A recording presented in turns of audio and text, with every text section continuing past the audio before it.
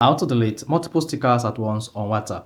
So if you have multiple stickers you want to delete on WhatsApp, or you want to reduce the total number of stickers you have available on WhatsApp, then this video is going to walk you through how to do this step by step. So if you don't know this, you found this often informative, please don't forget to like and then subscribe.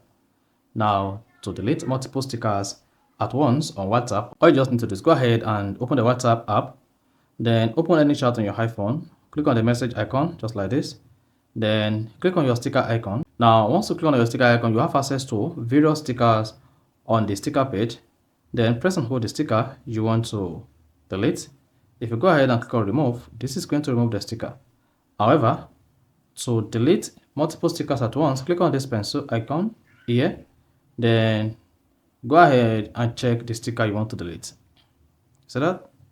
So keep checking.